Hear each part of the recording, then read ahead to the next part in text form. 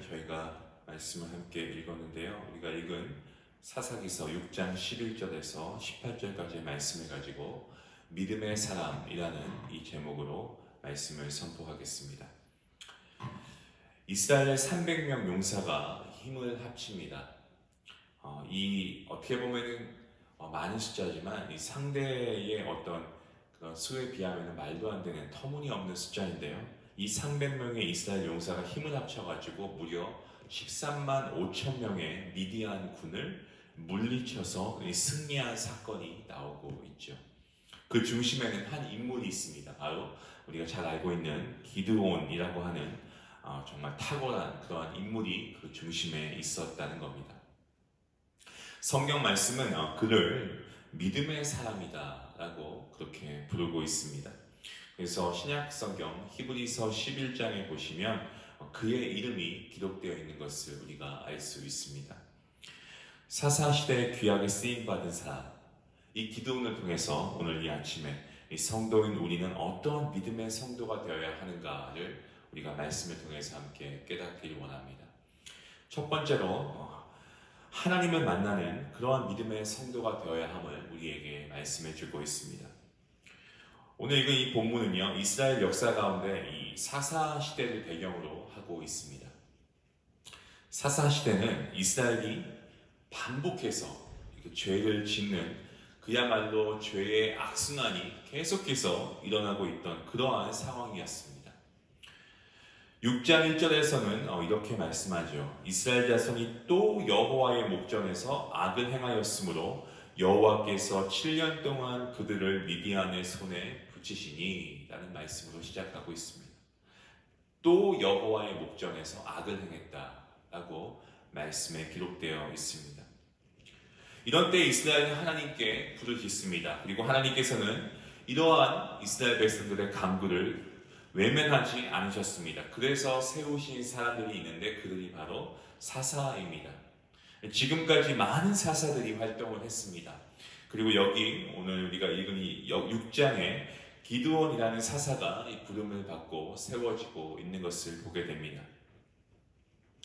하나님께서는 먼저 기드온을 선택하십니다. 오래전에 그를 예비하시고 준비하신 하나님의 역사하심을 보게 됩니다. 그리고 하나님의 때가 되니까 그런 선택받은 기드온에게 은혜를 베푸십니다. 그리고 그를 부르시고 계십니다. 이 본문 말씀은 바로 그런 하나님의 선택과 은혜와 부르심 그리고 소명이 어떻게 이루어지는가를 보여주고 있습니다.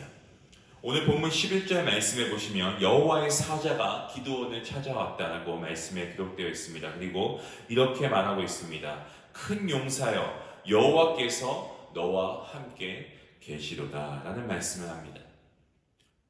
이렇게 기드온은 하나님께 부름을 받았고 하나님께서는 이러한 기드온을 부르시며 기드온은 하나님의 부르심 앞에 순종하고 믿음의 삶을 결단하여 쓰임을 받게 되고 있습니다. 우리는 이러한 그의 부르심을 보여주는 말씀 속에서 하나님을 만나는 것이 얼마나 귀한 믿음인가를 우리가 배울 수가 있습니다. 우리가 구원을 얻고 하나님의 자녀가 되었습니다. 어떻게 가능합니까? 하나님께서 먼저 우리에게 찾아오셨습니다. 우리가 어떻게 구원받은 하나님의 자녀가 되었습니까? 하나님께서 태초 전부터 이미 여러분을 선택하셨음을 우리는 분명하게 믿습니다. 하나님께서 먼저 우리를 부르시고 하나님께서 우리를 먼저 찾아오셨습니다. 우리가 하나님의 자녀가 되어서 하나님의 일꾼으로 부르심을 받아서 하나님의 나라와 복음을 위해 헌신하게 되는 것도 모든 것이 하나님의 은혜인 줄로 믿습니다. 하나님을 만나는 것, 이것이 우리에게는 얼마나 중요한 일인지 모릅니다. 이 모든 일의 근거는 하나님의 은혜와 그리고 피조물인 인간의 믿음으로 이루어지는 것입니다. 하나님은 우리를 내가 태어나기도 전에 선택하셨습니다. 그리고 때가 될 때마다 하나님께서 날마다 은혜로 우리와 함께 하십니다. 그리고 우리는 그런 하나님의 부르심과 은혜 앞에 우리의 믿음을 고백합니다. 그리고 하나님을 만나게 되는 것입니다. 선택과 은혜가 중요한 것이고 믿음과 결단이 또한 중요한 것임을 우리가 알 수 있습니다. 성경은 이런 부분을 강조하고 있습니다. 에베소서 2장 8절 말씀에는 너희가 그 은혜를 인하여 믿음으로 말미암아 구원을 얻었나니 이것이 너희에게서 난 것이 아니요 하나님의 선물이라. 아멘. 로마서 10장 10절 말씀에 이렇게 말씀합니다. 사람이 마음으로 믿어 의에 이르고 입으로 시인하여 구원에 이르느니라. 아멘.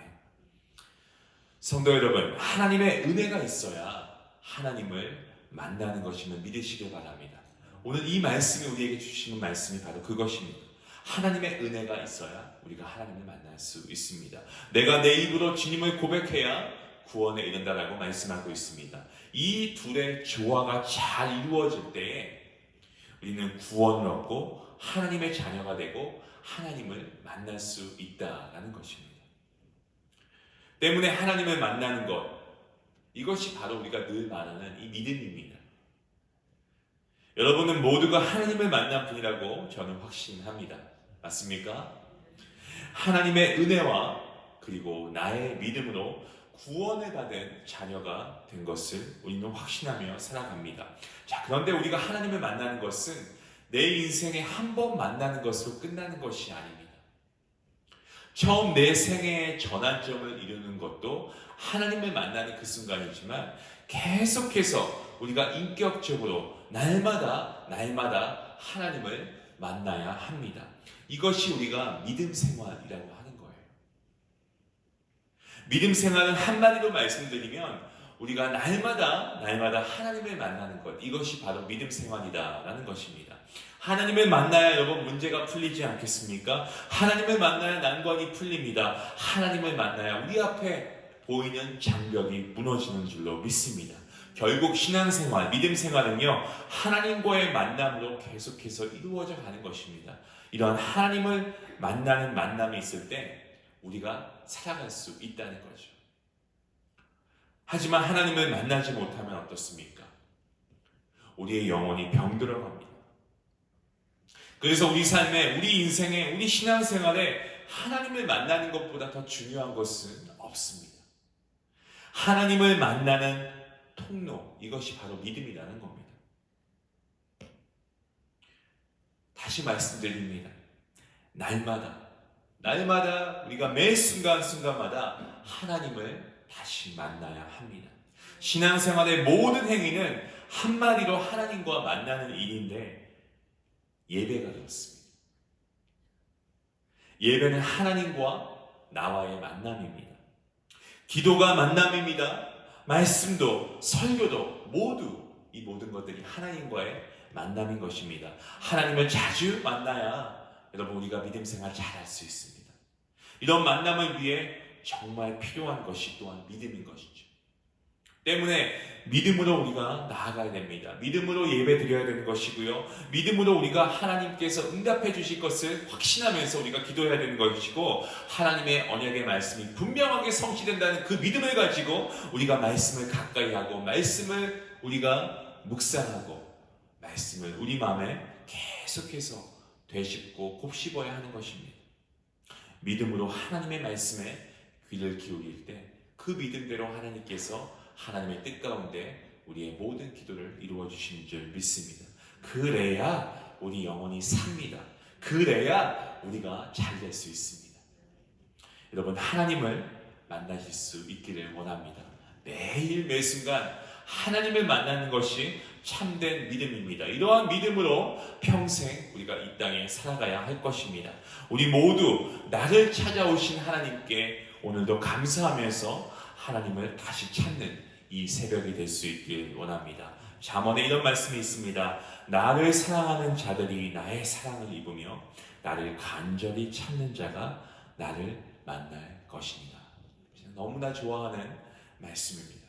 사랑하는 성도 여러분, 저와 여러분 모두 날마다 하나님을 찾는 믿음으로 하나님과 더 가까워지는 귀한 복된 성도님들 될 수 있기를 간절히 축원합니다. 두 번째로 오늘 말씀해 주시는 메시지는 이것입니다. 겸손한 믿음을 겸비한 성도가 되어야 한다라는 겁니다. 하나님을 만나는 것 너무너무 중요하다라고 말씀했습니다. 하나님을 만나면서 그리고 깊은 생각을 하면서 이 부르시는 하나님 앞에서 기드온이 고백하고 있는 이 고백이 무엇인가를 우리가 주의해서 보아야 됩니다. 그 고백의 말이 무엇입니까? 15절 말씀에 나오고 있습니다. 이렇게 말씀합니다. 주여, 내가 무엇으로 이스라엘을 구원하리이까? 보소서, 나의 집은 므낫세 중에 극히 약하고 나는 내 아비 집에서 제일 작은 자니이다. 저는 이 부분이 기드온에게서 가장 돋보이는 모습 중에 하나가 아닐까 그렇게 생각합니다. 기드온이 오늘 고백한 것처럼 그가 정말 약한 사람이었을까? 사실 기드온은 약하지 않았습니다. 그의 집이 작았습니까? 그의 집이 작은 집안이 아니었습니다.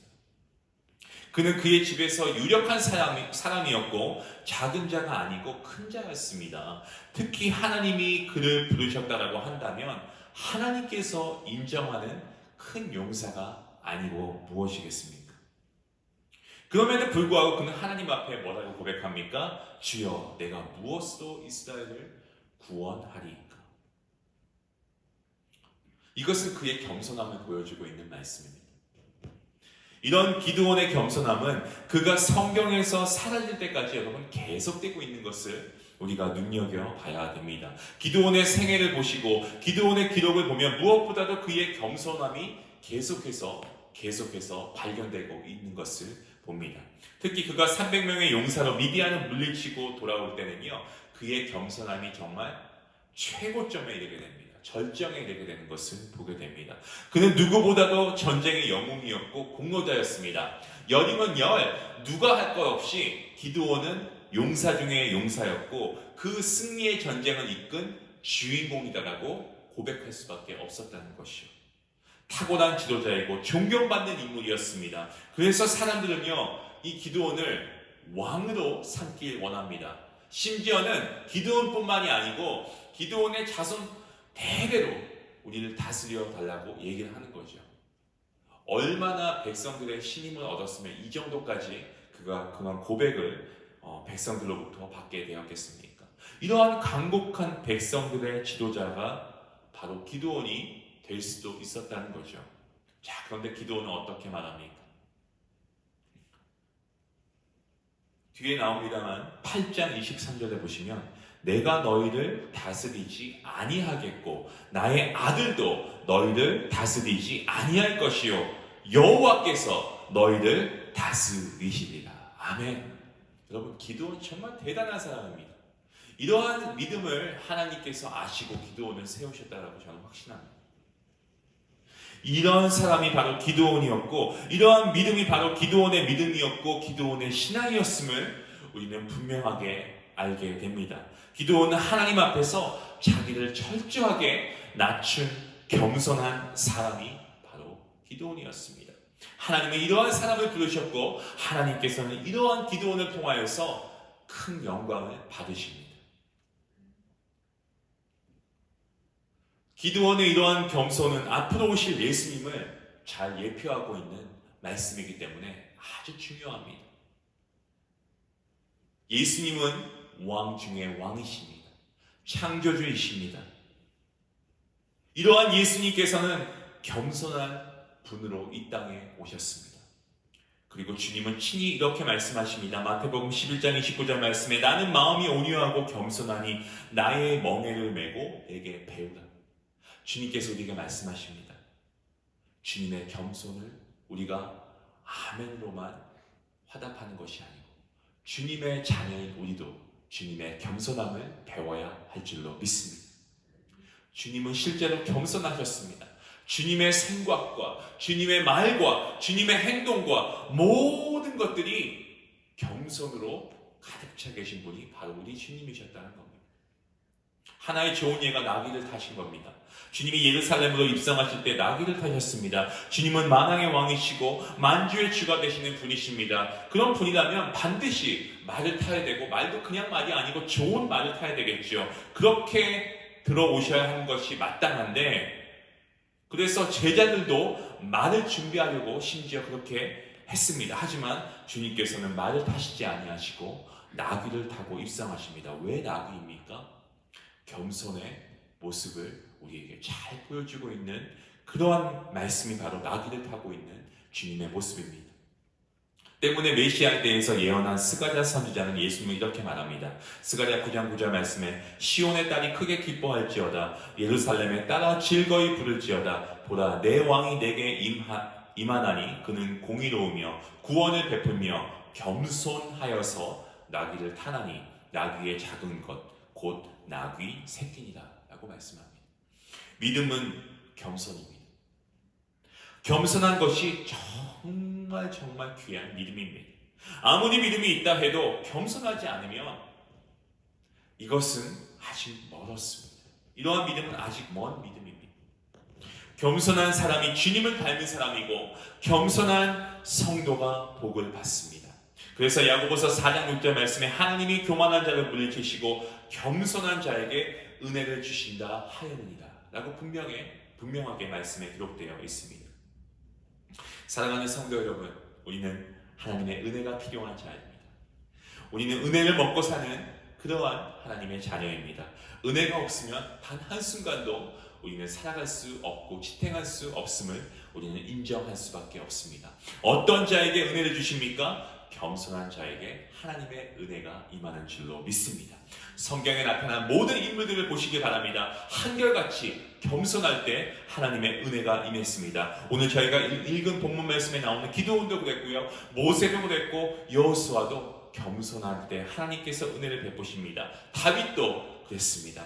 바울과 베드로도 그랬습니다. 하나님께서는 그 시대에 참으로 겸손한 자를 부르시고 이러한 자들을 통해서 귀한 하나님의 일을 맡기시는 줄로 믿습니다. 우리도 쓰임을 받아야 되겠죠? 우리가 쓰임을 받아야 하는데 어떻게 해야 합니까? 오늘 말씀이 우리에게 주시는 말씀을 겸손하라 라고 말씀합니다. 사랑하는 성도 여러분, 하나님께서는 겸손한 자에게 은혜를 베푸시고 겸손한 자를 사용하시고 겸손한 자를 믿음의 사람으로 인정해 주십니다. 우리가 사람에게 인정받는 거 중요하지 않습니다. 누구에게 인정받아야 되겠습니까?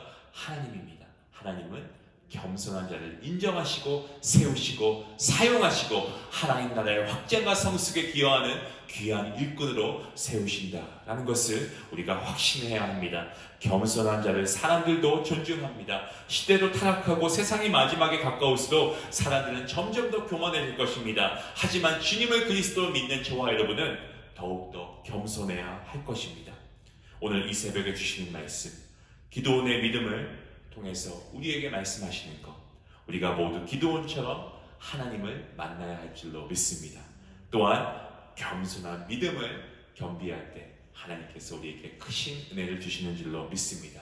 오늘도 이 말씀의 약속을 믿으시고 우리가 믿음으로 오늘 하루 승리하며 살아가는 귀한 복된 성도님들 될 수 있기를 주님의 이름으로 간절히 축원합니다.